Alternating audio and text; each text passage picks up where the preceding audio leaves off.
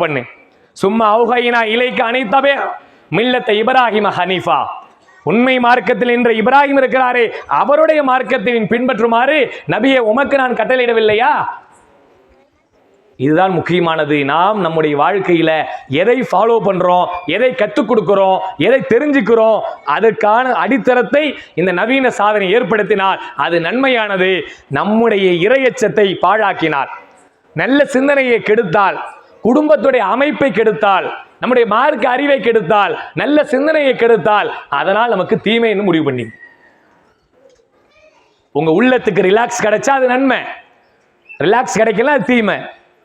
அன்னைக்கு ஒரு ஆள் சொன்னாரு, போதையிலிருந்து மீட்பதற்கு எங்களிடத்தை மருத்துவம் பார்க்கப்படும் அப்படின்னு ஒரு இடத்தை எழுதி போட்டிருக்கான்.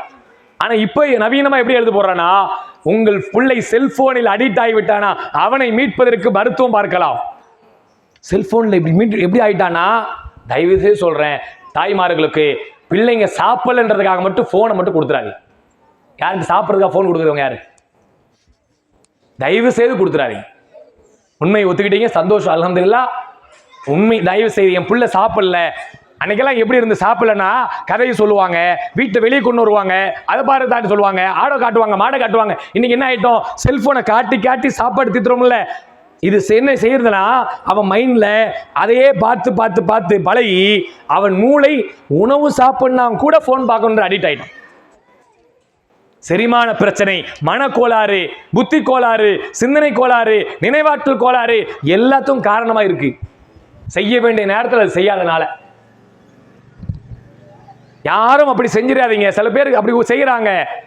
அதிலேயே நாம் கொடுத்து பழக்கிட்டோம்னா அதுல இருந்து மீட்டெடுக்க ரொம்ப கஷ்டம்.